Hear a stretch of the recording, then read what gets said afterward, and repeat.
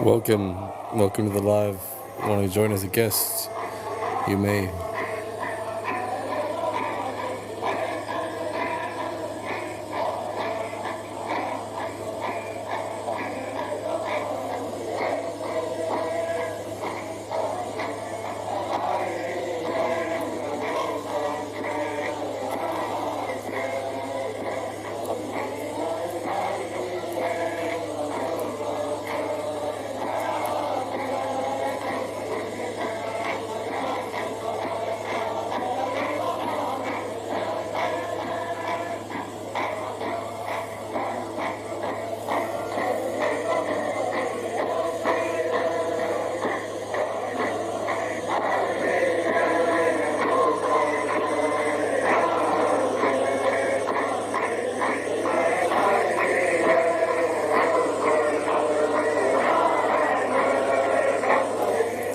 Welcome everyone. Please join as a guest so we can start discussion. Anyone's welcome to join to talk about anything they want in the universe, especially Jewish concepts or questions. Anything. Literally anything and everything. Bring your questions, bring yourselves, bring everything in the universe and beyond.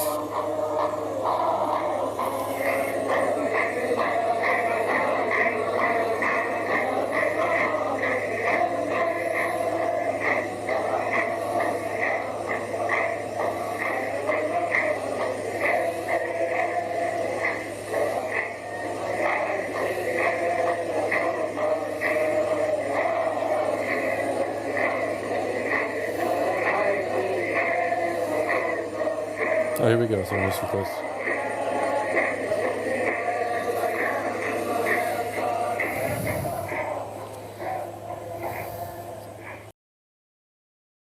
Hello. Welcome. What is this about? Oh, what's up? Can you hear me? Yeah, I can hear you. Yes. Hello. What's up? How are you? I'm good. What are you saying here?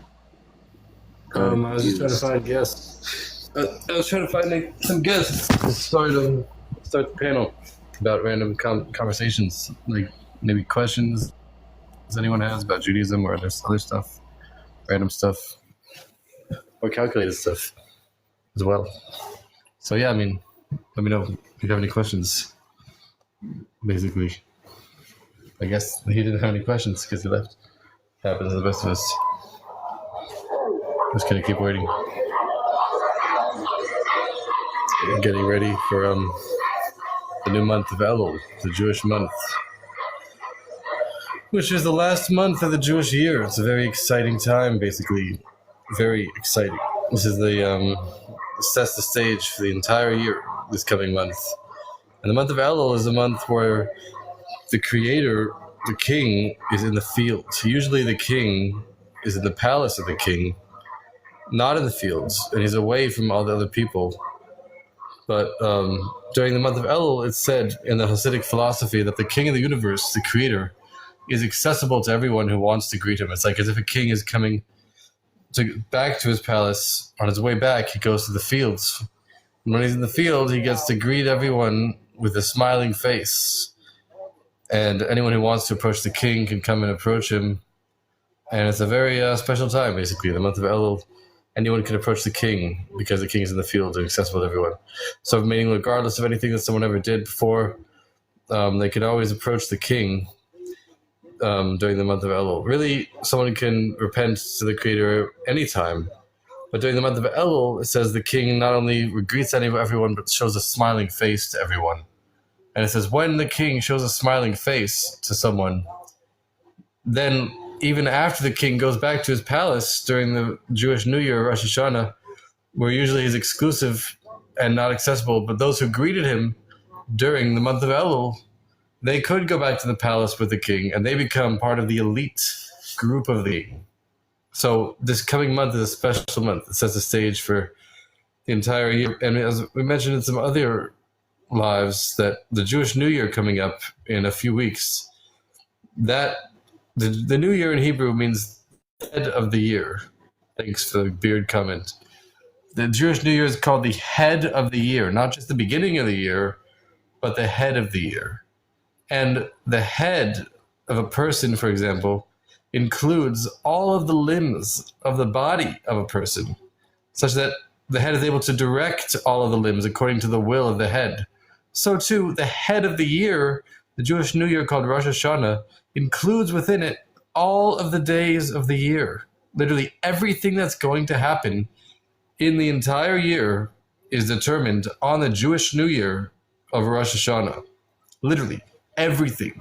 Everything, not only things that people are going to do, even things that animals are going to do, even the natural cycle of weather. Literally everything that's going to happen is determined during the 2-day period of the Jewish New Year based on how well the Jewish people pray during the Jewish New Year and leading up to it during the month of Elul.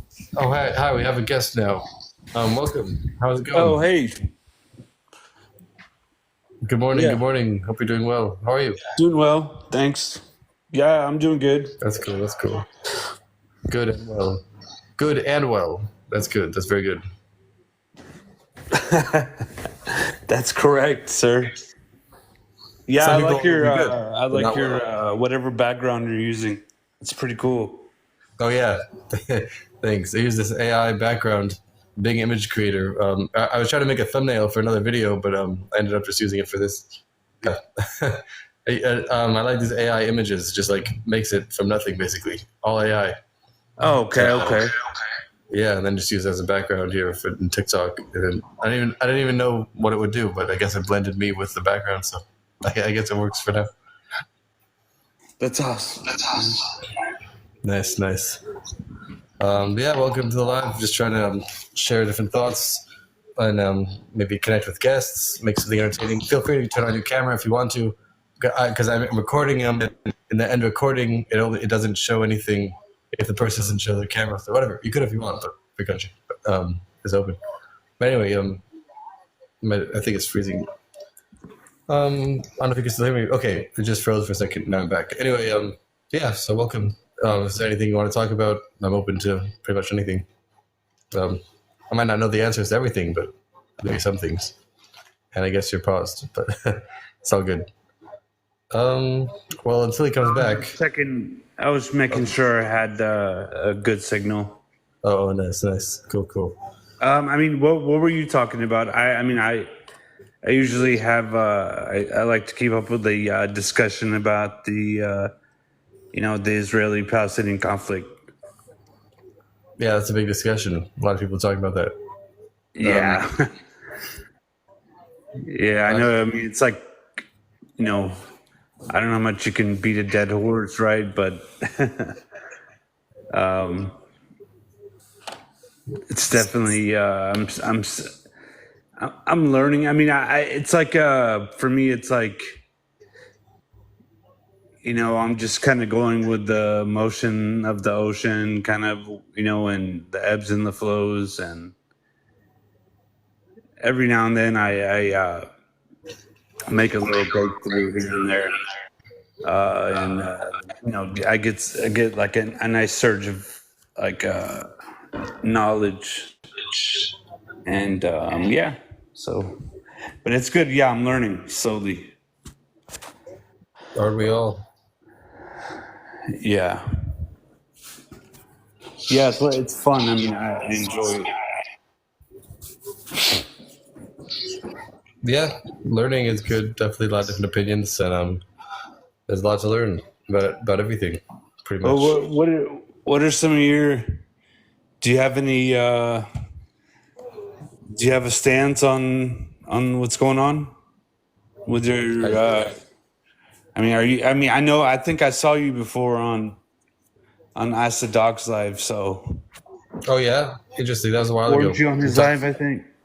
Yeah, we talked about like the nature of the creator, how the creator doesn't enter. The most recent one, we talked about how like the creator doesn't enter creation, according to the Muslims. Oh yeah, I know. Yes. I wanted to ask you: have you looked into the three body problem?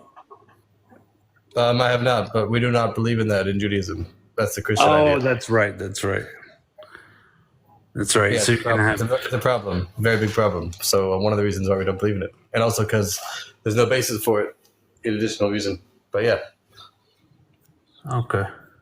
we believe in Genesis, according to the comment in the bottom. Yes, we do believe in Genesis. One body in I Genesis. mean, One have you creator. read about it though? Um, A little bit. I read a little bit. I mean, I know enough to know that we don't believe in it. That's what I wrote.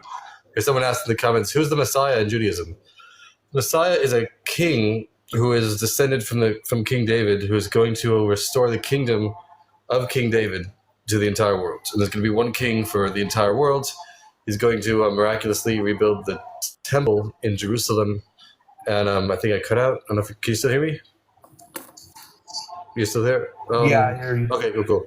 Yeah, so for some reason it's okay. It froze for a second. Okay, yeah, he's gonna rebuild the temple in Jerusalem, and he's going to all the laws that existed during the times of the temple period will come back.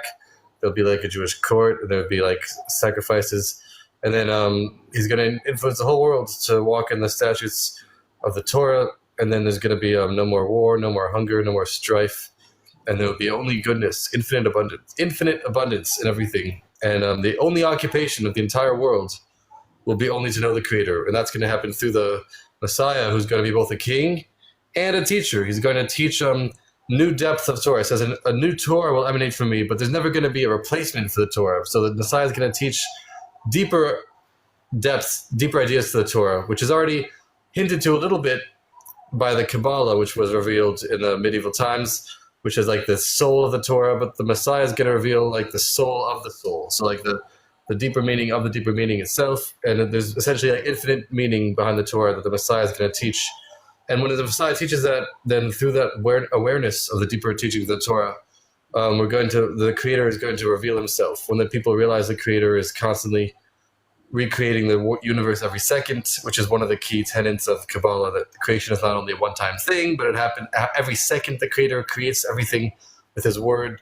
So when people start learning about these ideas through Kabbalah and through the Messiah, then the Creator is going to reveal Himself in the whole world, and we're going to see everything, the Creator and everything, and the speech of the Creator. And there's going to be, because of that, that's why there's going to be eternal abundance and eternal world peace, basically.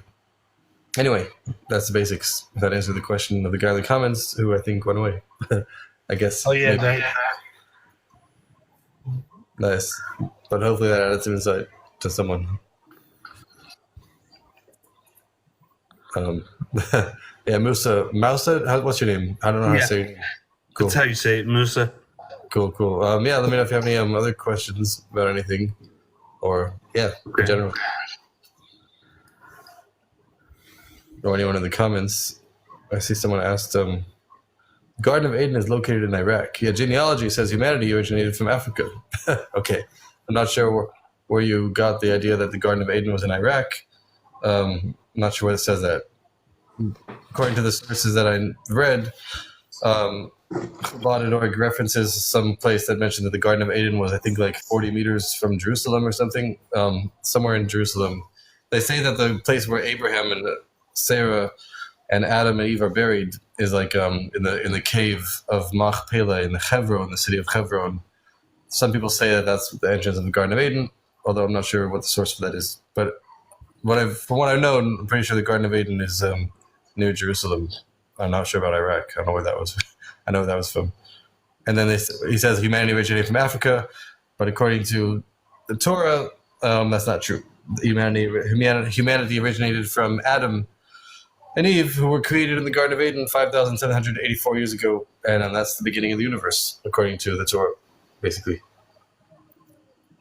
Right.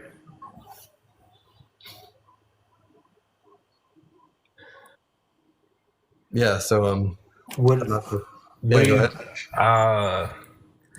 What do you reckon? What sect of Judaism do you identify with? I follow like the teachings of Chabad, Chabad, which is a part of the Hasidic Judaism. Okay. Is that Is that Orthodox? That's what people say. You know. It's just Yeah, Shabbat. Okay. Nice. Is that are y'all more? Is your are you more of a smaller percentage of the? I don't know if that matters, but okay. No, because I asked because I was just reading on Wikipedia about that, like Oh, about Kabbalah? the Haredi. Um, what else is there? I'm sorry, I'm drawing a blank right now. But the different sects, I was reading about them. Of Hasidim? Of Judaism, would it be of Judaism, like the Haredis, right? And I was reading about them because I was reading about in the West Bank how they were labeling them as Haredi. What's the other one? There's a Hasidim, there's Litvish, there's modern Orthodox, Haredim, there's Sephardim, which is different than all those. I think there's like a few others, like that's the basics of them. I mean, there's probably subgroups within each of those. I mean, there's one Judaism. Ultimately, there's just like different customs people take based on genealogy. But a Jew is a Jew essentially. It's just different. Depends on like where they're born or what family they're born to. Sometimes there's different customs slightly. Okay. It's pretty much the same thing. Ultimately. But Yes, that's what I took from it. I understood that. I understood it like that, like as you're explaining. But yeah, yeah. So, but you're more. I mean, your group is. I assume is more dedicated to your to your reading about the Torah and such. You're more.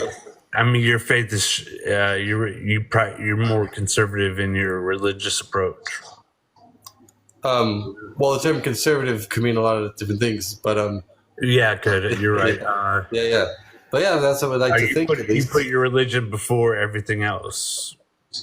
Is that a good explanation? I guess you could say that technically. I mean, within that itself, there's different preference within the religion itself. If it could be called a religion, which is another discussion, within it itself, there's certain preferences for like what comes first. But the order of those preferences is based on the Torah law, and it's debatable if it's actually a religion or if it's just a category. But yeah, whatever. We can call it that. Would you refer to it as also like education, knowledge? Yeah, knowledge. It's hard to define it because there's nothing that's really similar to it. But it resembles a lot of things. So we could use like terms loosely. Understood.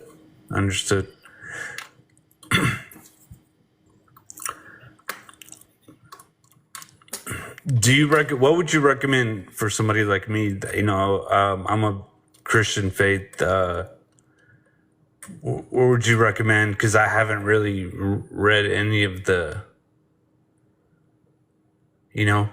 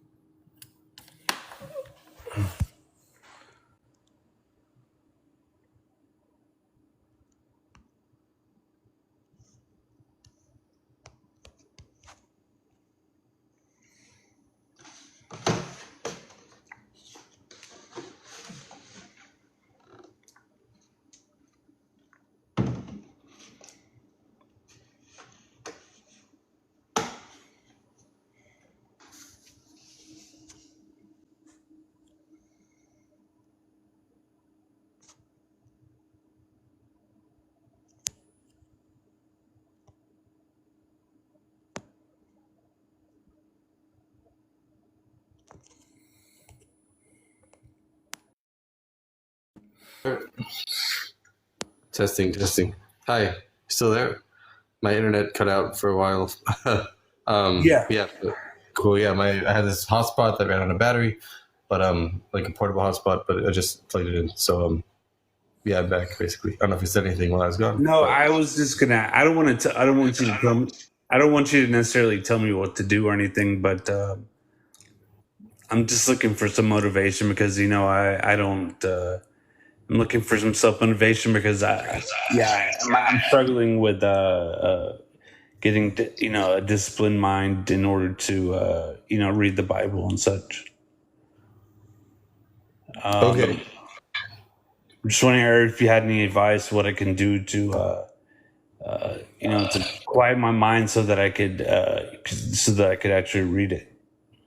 you know, Quiet the mind. That's a good question. I mean, or what do I you don't know. recommend I could do to like where I'm more motivated?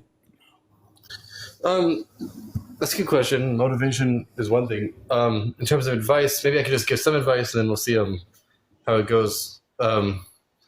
So, I mean, according to Judaism, the Creator gave certain laws to the Jews, but He also gave laws to other people, and that's also part of the Torah. So, in other words, like Judaism does not look for converts because the Creator Himself gave laws for all of humanity, even just how they are.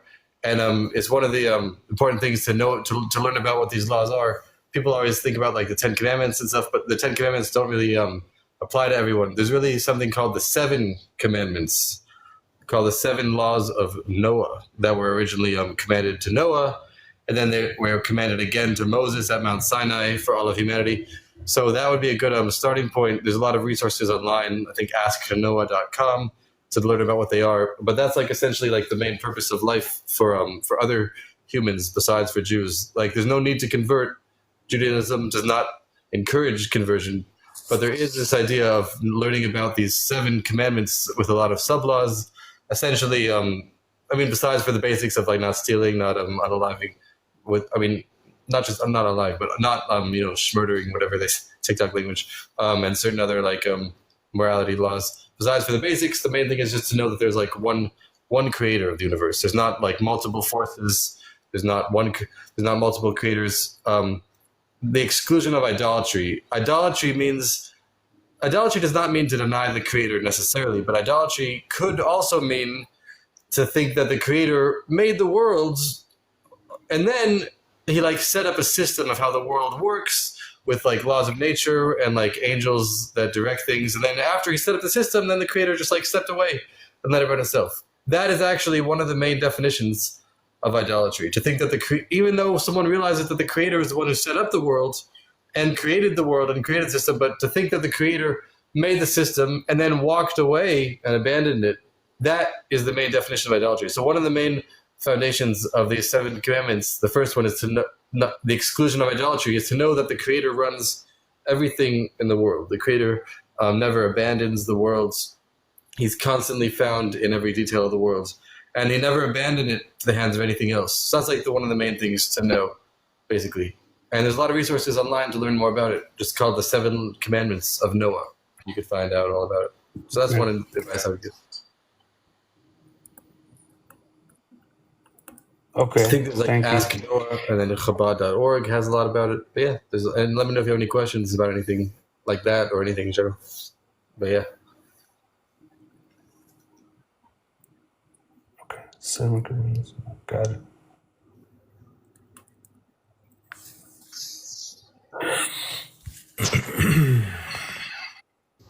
It's cool. It's cool.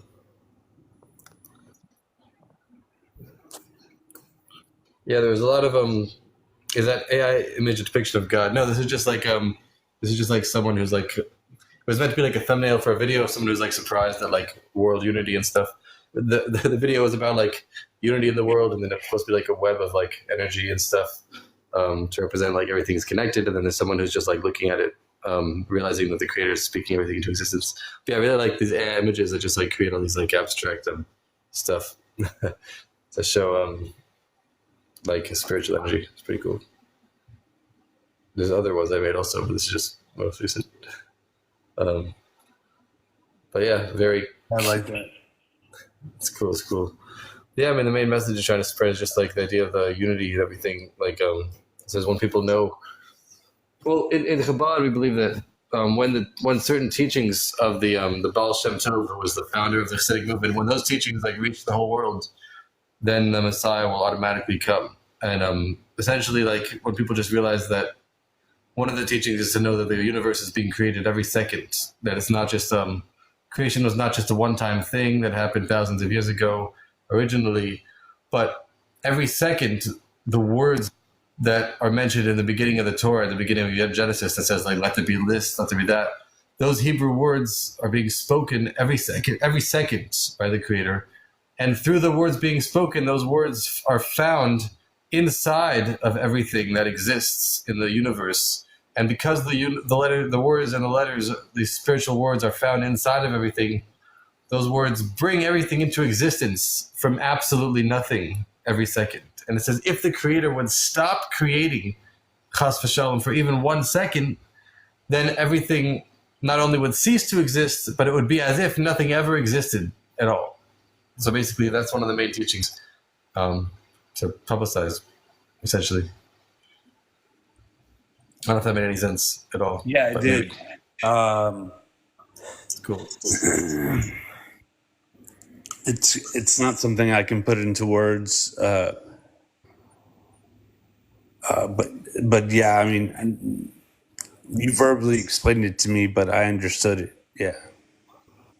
Yeah, that's cool. That's cool. Yeah, this person. The way, I interpreted it in a certain way.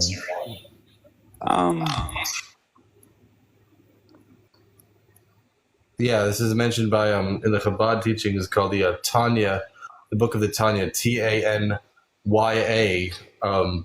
part 2, in the very beginning, and it mentions it in the name of the founder of the Hasidic movement from the 1700s, and he himself just took other teachings from like Kabbalah and stuff, but just the way that he explained it was a unique way, saying how it's constant because the letters are found inside of the things. That it says that another detail of that teaching was that the words that were said at the beginning of the Torah and the Genesis, it says it doesn't specify the names of everything. It just says like general ideas, like let there be like birds or animals, whatever. It doesn't say like let there be like a rock, let there be a rock, or like let there be other specific creations. So it says the way that the specific creations work is that the original general statements that are said in the beginning of Genesis, those Hebrew letters could be switched with other Hebrew letters through different systems of switching letters. For example, the first letter could be switched with the last letter. And there's a lot of different systems in the Hebrew language of like switching letters with each other. And through these different systems, like the letters are like compiled from the general statements down to specific statements. And then those specific statements are the Hebrew names of every specific creation. Everything that exists has a Hebrew name, like the material of it has a Hebrew name. And that Hebrew name is the life force that's constantly creating each of those specific creations, just to add on that detail of it, basically. I don't know if that makes any sense or not. That I didn't. Yeah, I got lost with that. Yeah, yeah. Is there anything you did get from it that you want to share or not? I mean, I'd like to hear what.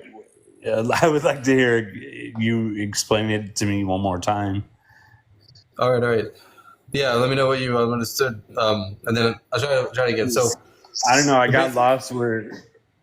Yeah. So this is mentioned in detail in like the book published in the 1700s by the founder of Chabad in Russia. It was based on the teachings of the founder of the Hasidic movement in general earlier in the 1700s. And that itself is based on earlier sources from Kabbalah and other Talmudic sources. So what the teaching says, the first thing it says is that the words that the Creator spoke in the beginning of creation that are mentioned in Genesis, like let there be a sky, let there be animals, etc., let there be everything. Every time it says like let there be this, let there be that. And then when it says when he created it, then it was created. When he said those words, then it was created. So that process is not only something that happened in the past. It did happen in the past, but it's not only one time. Like those words are constantly being spoken, and it says if he would stop, and not only are they being spoken, but as they're being spoken and creating things, those letters are found inside of the things that they're creating. And then when the letters are inside of those creations, then it brings them into existence. And this is actually brought from a verse in the book of Psalms in chapter 119, King David says, "Forever, O Lord, your word stands in the heavens." So when it says your word, that refers to the word that he created the heavens with. When it says, "Let there be a sky in the water," which originally there was just water on earth, but then there was like the separation of like the sky, whatever that means exactly. But there's like the spiritual world and the physical is all in one place. But then the sky is like that which, so to speak, separates the spiritual and physical. The point is this existence of the sky and also the physical sky that we see. Like the sky itself is a creation that exists, even though it's kind of like abstract, but it's still existence. It's still a creation. And the word that he created the sky with, that says, "Let there be a sky," says that word is inside of the sky and constantly bringing the sky and all skies into existence from nothing. And not only the sky, but it says also all other creations that exists, even physical objects like metal, rocks, wood, water, like literal tangible objects that we could see and touch. Even those are being constantly brought into existence from absolutely nothing, because of the Hebrew letters and words that were spoken that are found inside them. That's the first part of it. I don't know if that made any sense. Whoa. Okay. Wow, that's Maybe. deep. Yes, very deep. Does that make any sense? Do you want to like share what you got from that, or no? No pressure.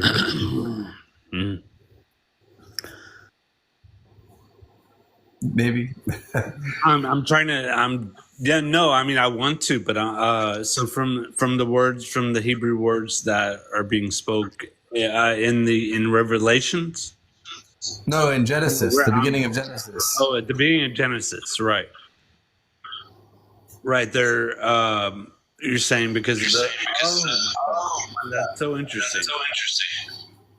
Yeah, when it says like, "Let there be a sky," "Let there be animals," like those things. When it says the beginning of the creation, "Let there be light," every time it says "Let there be," that made everything originally. Those same words are being spoken to constantly create everything. And it says if it would stop being created for a second, for even 1 second, it says everything would instantly, chas shalom, vanish and instantly disappear, and it would be as if nothing ever existed at all. So he has to constantly, or he doesn't have to, but he chooses to have to constantly bring everything into existence, because it essentially, I really just don't. like in terms of why or in terms of what. Well, I mean, like, I don't. I mean, I obviously don't know exactly what is what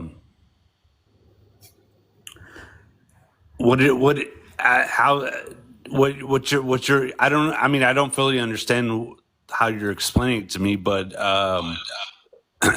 but it seems like as if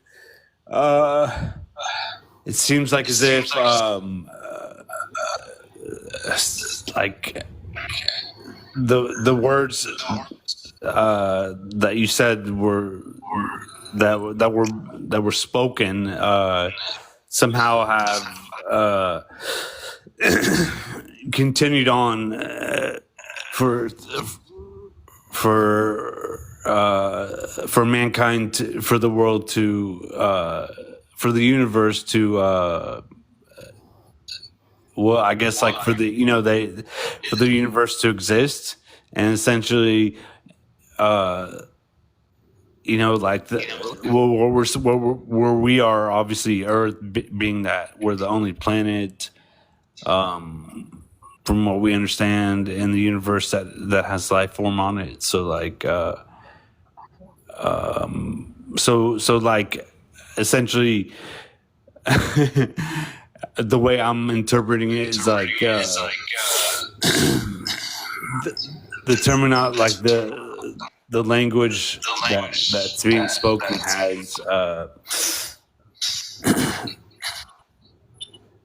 don't know. I mean, from my, like has a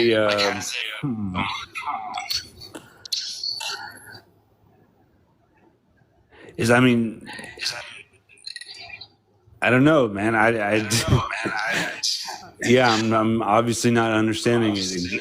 Like, I'm not. Okay, so not that I'm not understanding it, but like for some reason, uh, either my brain doesn't want me to believe what you're telling me, or and I'm rejecting the idea of it. Maybe that's what it is. Maybe. Yeah, kind of hard to understand. Is there anything that you get from it, Huh? or not really? No, I mean, from what Is you're there telling me, anything- it's like from what you're telling me is it's it's like almost like I don't want to make like comparisons, but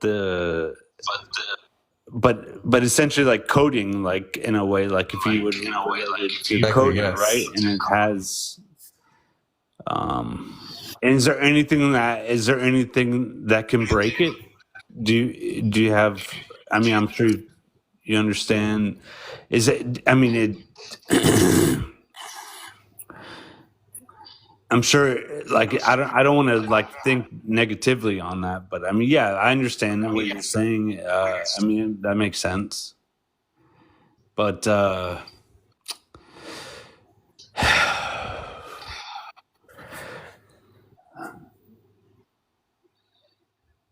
yeah, I mean, is it? I mean, obviously, that's not what I'm implying. That I want there not to be a universe. Obviously, I want there to be a universe, but I'm just asking what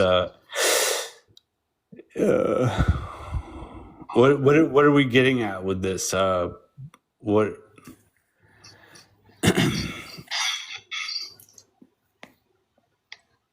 Well, the idea behind it is to understand like the unity of the creator and how the creator is found in everything. Basically, I'm okay. I'm okay. I'm just having a hard time. I saw the comment. Yeah, I'm okay. The guy in the comment. I'm all right. Yeah. Happens. Yeah, it happens to me sometimes where I don't know why. Just like I freeze up and I'm not able to have a conversation with some people. Yeah. Yeah, I hear that. It's kind of a deep topic, anyways. The deepest I'm afraid. argument. Like I don't want to say anything that sounds stupid. You know. I hear it. No, there's no wrong questions, or are there? I don't know. I don't think there are. Some people say there. I don't think there are. But yeah, I mean, it's a hard topic to grasp. Basically, No, I'm with you, man. I'm with you. It's essentially like computer code. I do computer coding myself a little bit. Like the code is like general words. Like the programmer just writes like doesn't write everything. Like the computer just understands like zeros and ones or like numbers. But then the programmer just writes like some general commands, just like do this, do that. And then based on different systems, like those words are compiled and like broken down into smaller words and more specific words until eventually you just have like the numbers, and then the computer just processes like numbers and zeros and ones. So that's essentially like how it is with the universe. Like the creator spoke some general words like let there be this, let there be that, but it doesn't like say any details. But then in the Kabbalah we say that he also made a system to process those words, to break them up into other words. And like not only is there a general commandment to like make a general idea of like life or animals, but it says, okay, what does it mean to make animals? Then that means to make these animals specifically in this type of animal. And then eventually you're left with just the Hebrew names of each specific animal. And eventually in some cases you're left with only the numerical value of the letters. In Hebrew, every letter has a number value behind it. So ultimately everything goes down to the numbers that are behind the letters. And ultimately those numbers are the numbers of the letters are what give life to like everything, basically similar to like how code, like it starts out with just a commandment in like just plain English, but then eventually through a whole system of like understanding what those letters mean and those commandments mean, then it like breaks it down into more details until it goes down to numbers, which make things happen. If that makes any sense. Maybe. Yeah. Debatably. I don't know if that makes any sense. I don't even know like which parts make sense, which parts don't make sense. Like it's hard to know.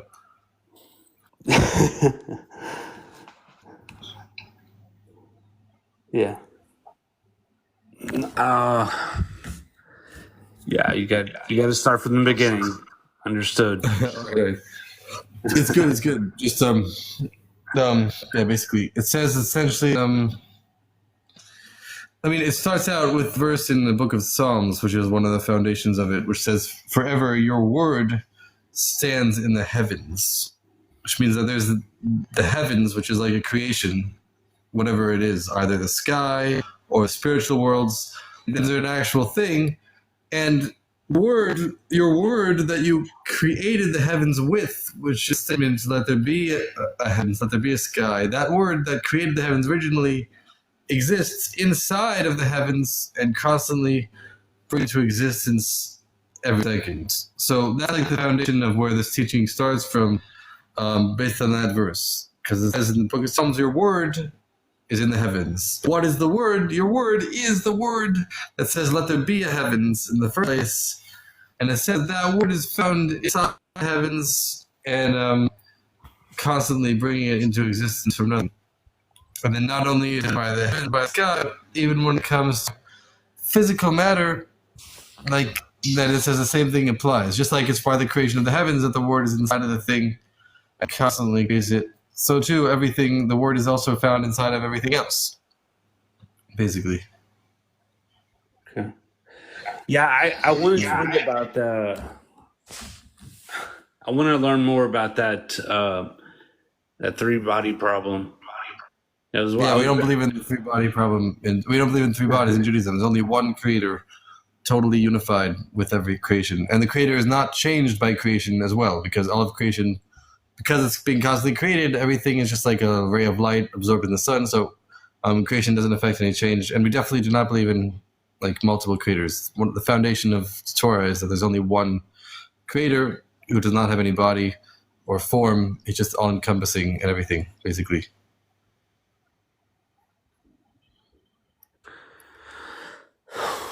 Okay. I was just reading about it last night before I went to bed, and I was reading about how it it's about the sun, the moon, and the earth, and how we revolve around the sun. That's what makes our planet unique, or something like that. I'm not sure about that. Interesting. I mean, according to the Torah, I know. I didn't even. I was just like, I think I was skim reading, or I don't remember exactly how I was. I think I was just skimming through it. I'm not sure where that's from, but yeah, interesting. I struggle with,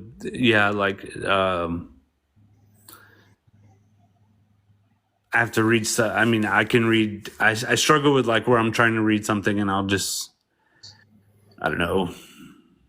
I'll just get focused on like one page. Interesting. Yeah, here. Well, let's welcome new guest. Hello. MXD Knights. Hi. Hello. Welcome. Hey, what's up, guys? What's up? Good. Did you read the question I put? Yeah, I saw. Can the creator go into heaven since it's a creation? Depends what you mean by go into, I guess. I mean, in the Torah, the creator does not have any kind of body or form whatsoever in the slightest. But he does have, once he created the world, he created like this concept of the light of the creator, which is like not the creator himself, but the light, this finite light is like a radiance of divine energy that the creator is able to express himself in, and which I can elaborate on in a second. But the point is, the creator himself is beyond any form, definition of any kind. It's just all encompassing, found in everything equally. Like the verse says, do I not fill the heavens and the earth? The creator says I, like he himself just fills everything equally without like specifically going into anything or without any differences. It's just like an all-encompassing essence that's found everywhere equally. But then there's another verse that says the whole world is filled with his glory, meaning there's a concept of the glory, which is like not necessarily him himself, but it's like a radiance of light. So this concept of the glory is explained in the commentaries is like a finite revelation of divine energy that's a creation itself, but with this light, the creator is able to be manifested in. Once the creator made this light, then the creator can relate to everything through this light in a finite way. So he can create the universe, which is finite, through this light. He can give life to finite creations through this light. in general, whenever we refer to the Creator with any kind of properties or attributes, we're really just referring to how the Creator expresses himself in this finite light, which is a creation in and of itself. So this light is called the light that fills all the worlds, meaning in the Kabbalah, which means it's a light that goes into every creation in an internalized way. So it goes into the heavens, it goes into the earth, it goes into people, it goes into animals. It's a light that goes inside of things because it's finite. And the light is not the Creator himself, but the light is also creation. But in the creation of the light, it's like the Creator can be found and like reveal himself inside. So the Creator himself is just all-encompassing, found in everything equally. But when he creates this finite light, then that finite light can go inside of everything, and the Creator can express himself through that light, if that makes any sense. Maybe. I don't know if any of that just went over anyone's head, or if you got that.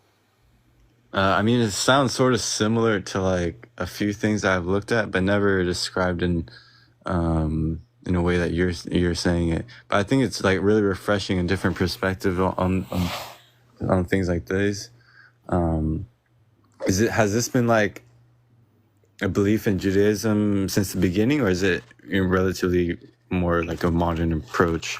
Or I mean, ultimately, it's been we believe it's been since the beginning, but it's been more publicized to the masses since the times that Kabbalah has been publicized in the medieval times. But before that, the tradition goes that the teachings of Kabbalah still go back to Moses, but before they were publicized, they were only taught in certain select circles, and before that, people didn't really ask questions about like how the Creator creates things or like how the Creator works. They just like believed that he existed without really understanding how. But then the point of Kabbalah is to understand exactly how the Creator creates everything, and so that was publicized in the medieval times, around 12th century or so. But we believe that the teachings themselves are rooted back since the beginning of time and to Moses and Mount Sinai, but they weren't so publicized or public knowledge until recently.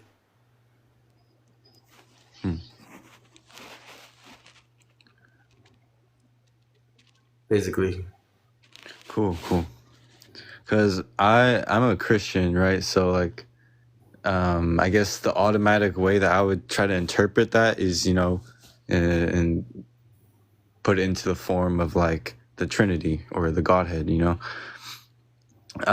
but it's sort of trying to look at it a different way. That's cool. Yeah. I mean, let me know if you have any questions about anything we were talking about before or anything in general. Yeah, I was reading about the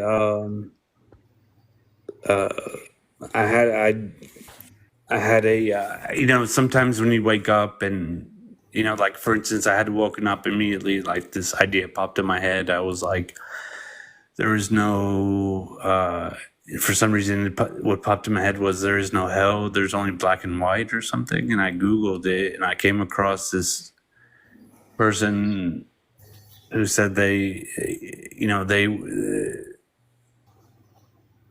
went up, their spirit left their body for like 5 minutes and they spoke about their experience. They were unalive for like 5 minutes, so they spoke about what they saw for that 5 minutes, and they said they went up and their body ascended to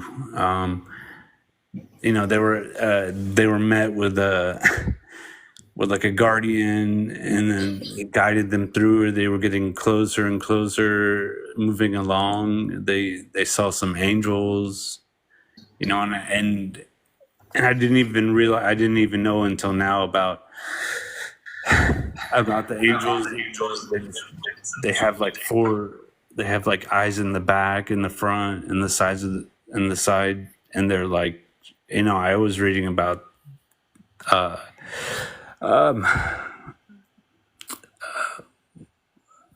the various levels in Judaism,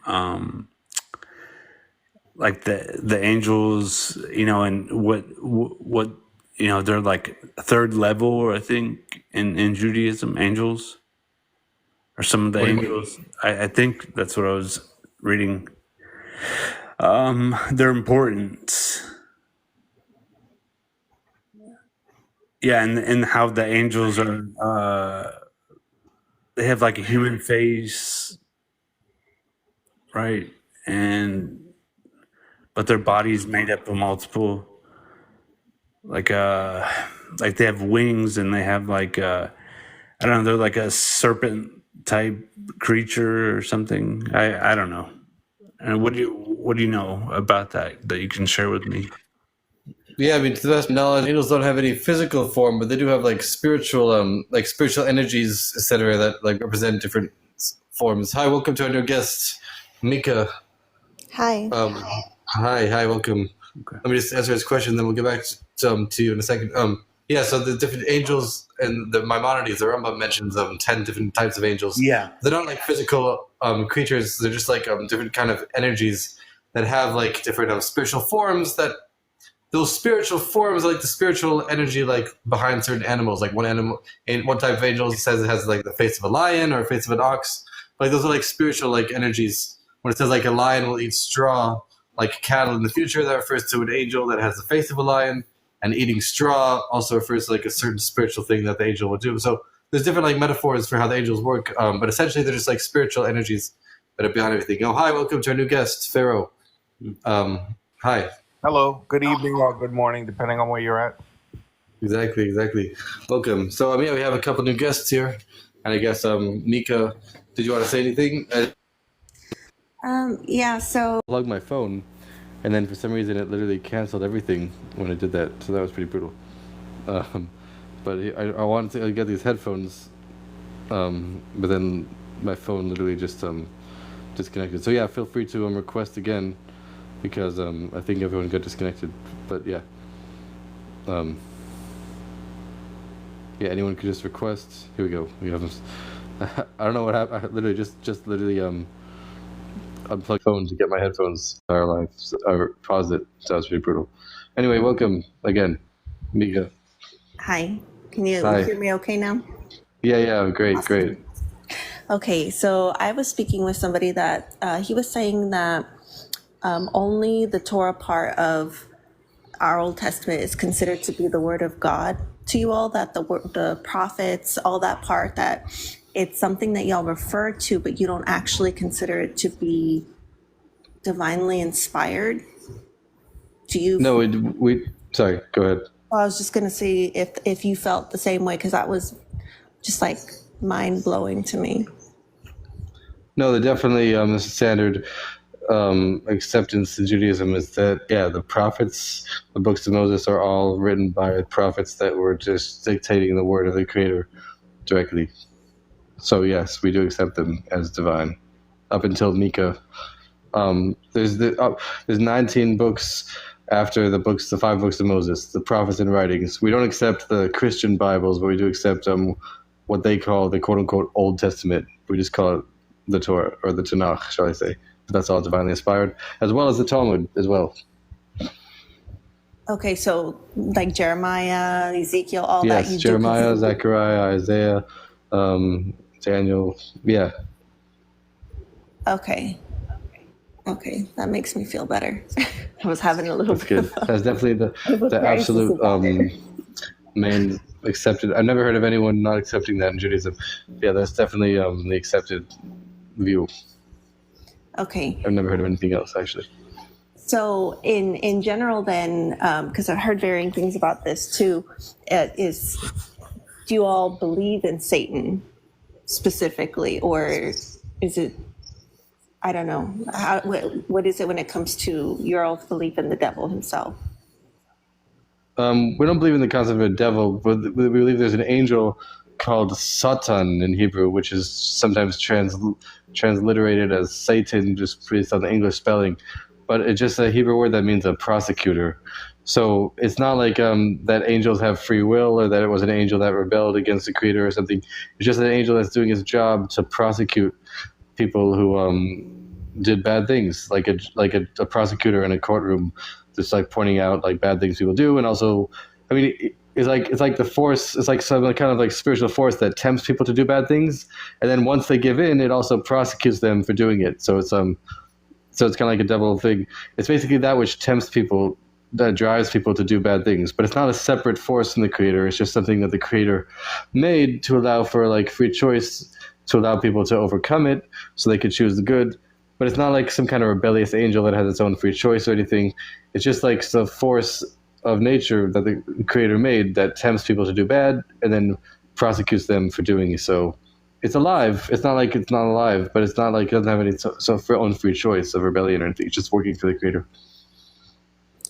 Okay, so then he wouldn't be punished in the end then, since he's basically, I guess, doing God's work in your all's eyes, right? Yeah, I mean, ultimately we say that this whole idea of like evil existing and being tempted for evil, this is only existing before the Messiah comes, but in the future time, a little bit after the Messiah comes, not right away, but a little bit after, then it says in one of the verses in the prophets, I will wipe away the spirit of impurity from the land. So there will be no more feelings for bad. There will be no more possibility to choose bad because people won't want to do bad. But that's not necessarily like a punishment for this angel. It's just like a natural thing. Like this, the evil spirits will just like be wiped away, and there'll be no more temptation for bad, basically. So then do you believe that there's hell? There is something that people would call hell, but it's not necessarily the same thing that other religions depict it as. It's a spiritual purgatory, essentially meant to cleanse people for whatever sins they may have done and whatever like physicality they may have been attached to in the physical world, in order that they could merit to go to what's known as the Garden of Eden, which people might call heaven or whatever, but it's just like a spiritual world of divine bliss where they, it says in the Talmud, like they're just like sitting around in like a spiritual way, like receiving like the divine energy of the Creator, as if there's like a crown on their head that they could feel. So it's like the light of the Creator, and they, based on like the good deeds they've done in this world and based on like the Torah they've learned, they receive like the inner spiritual energy behind that, and that's like a delightful experience. But that's not the ultimate purpose. I mean, ultimately in Judaism we believe in the resurrection of the dead, which is going to happen in the future time, and that's when all the righteous souls that have been in this spiritual heaven.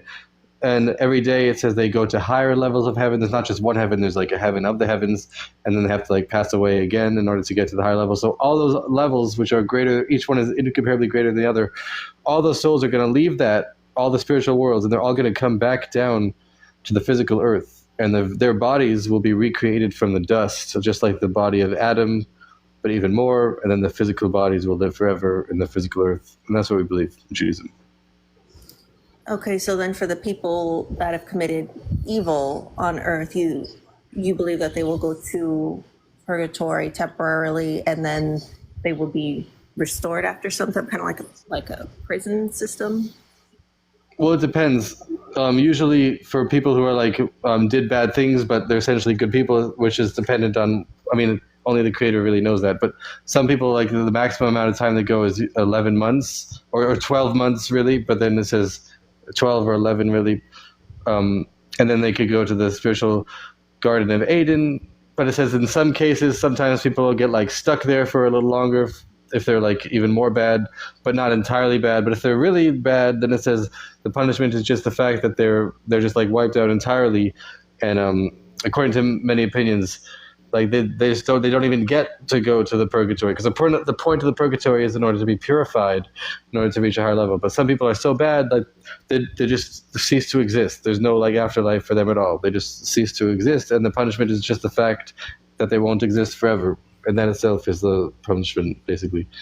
So it depends. If someone's like mostly good but they did bad things, then there's like a temporary purgatory to like wash them away from what they did. But then if someone's like really, really evil, then it's like they just don't even exist after they pass away, basically. But it should be noted, by the way, that even if someone did something bad in their life, but while they're alive, they have the ability to return to the Creator, and instantaneously they could like transform everything in one moment, basically, just by like returning to the Creator, regretting what they did, etc., and based on doing new actions. So they could like avoid all that just by returning to the Creator in this world, basically. As long as someone's still alive, just to add that. So what would be real incentive. Somebody who's really evil, okay, they do a lot of evil things, they enjoy their lives, and they enjoy doing these things. Maybe they have a lot of riches and powers that they attain from their evil acts. What's the incentive for them, though, to turn good, I guess, if there's no eternal punishment? Because just ceasing to exist almost seems like a mercy. You know, I'm going to live life to the fullest while I'm here, because when I'm dead, I'm just going to cease to exist. There's no hell that I have to go to, and then that's it, I just disappear. So what would be, in your opinion, the real motivation to turn my life around and give up? And not me, actually, because I don't do evil things like that, but, you know, somebody that is living the good life, but they're truly evil here. What would be the motivation or incentive? Well, the main point of it is that the world to come is like it's totally different, like totally incomparably greater than any like physical delights anyone could have. But not only that, but just to add it, in the Talmud it says a statement. First it says that even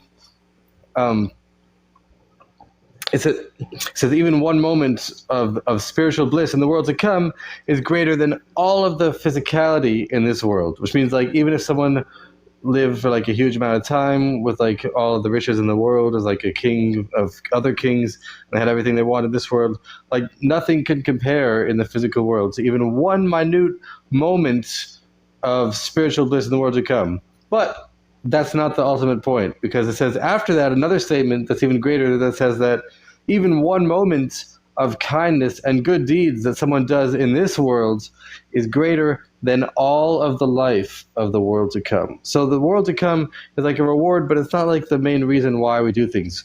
We do things mainly because the Creator wants them to be done. When it says one moment of good deeds and kindness that people do in this world, greater than all of the possible spiritual energy that could ever happen in the world to come. And the world to come has many different levels, one on top of the other. There's like the first level of the heavens, and then after they reach the ultimate spiritual bliss of that, then they pass away a second time to go to a second level of the heavens, and it keeps going for a huge amount of time. And then after the resurrection of the dead, it's going to be even greater when their souls are going to come back into physical bodies and receive the infinite light of the Creator directly.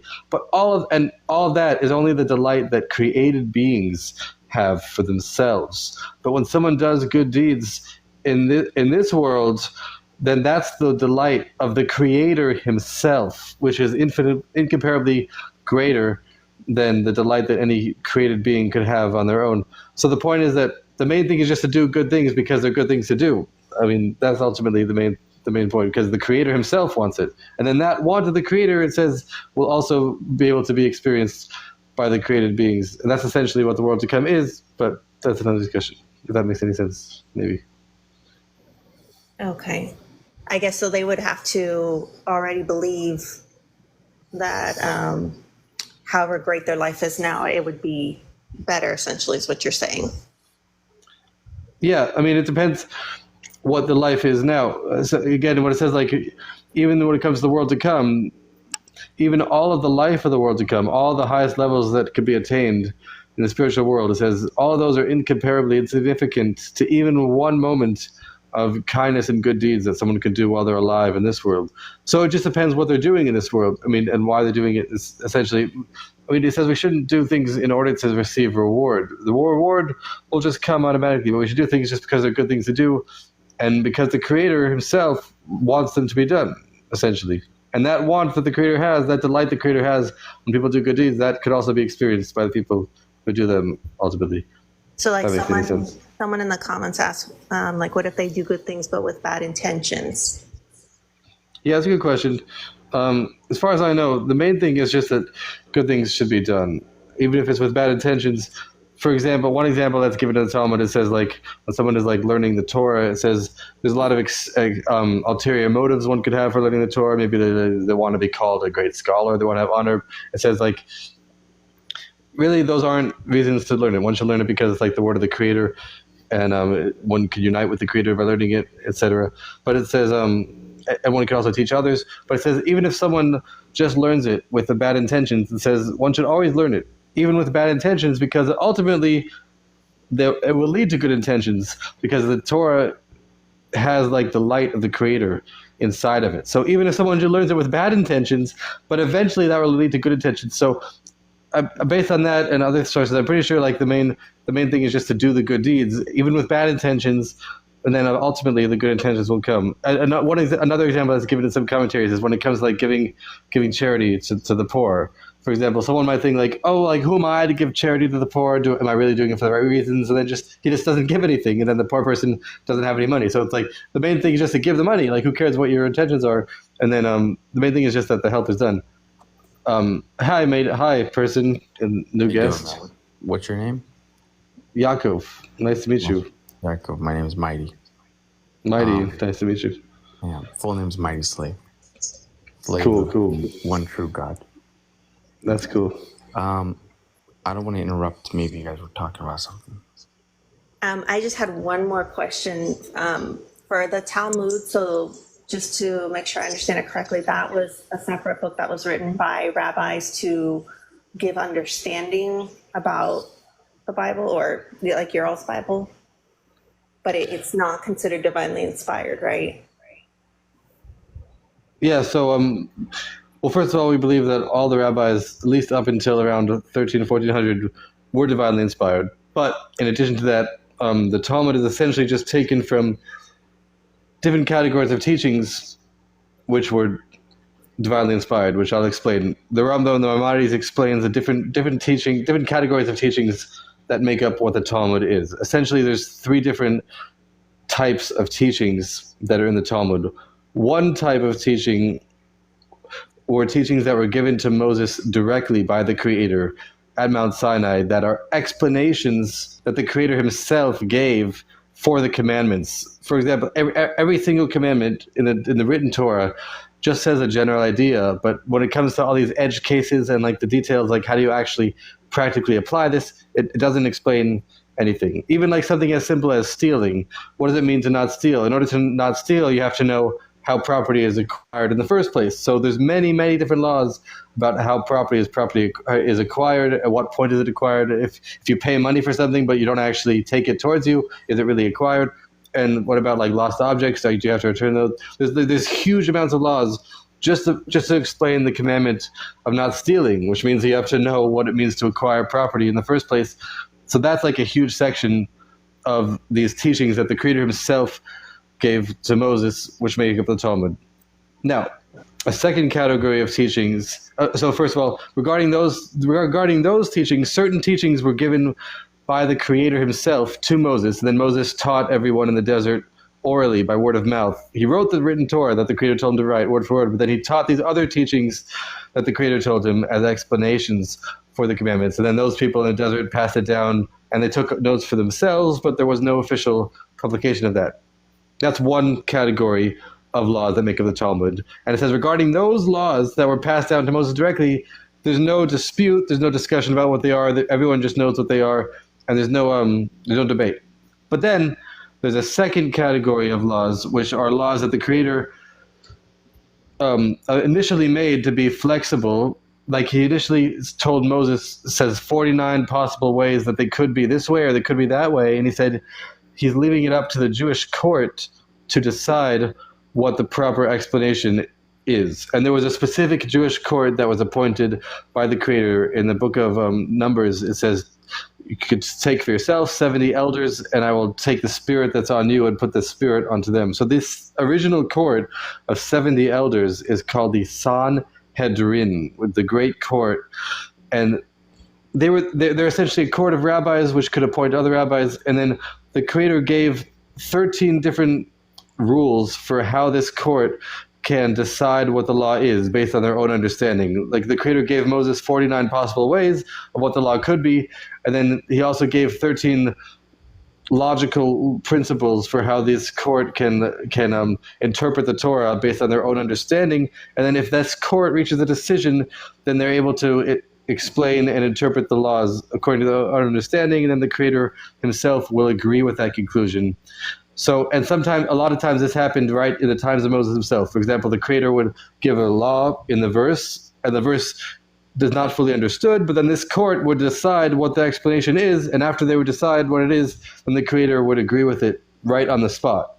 Other times, even if this court appointed other people to take the places of the people who passed away, then the Creator would still agree with them throughout the ages. And this is known as the Sanhedrin. So this is the second category of laws, which are still considered laws that are part of the Torah, because How did the they're Creator not like agree? directly passed down to Moses, but the Creator like allowed this court to decide what they are. How And did then, they know the Creator agreed with it?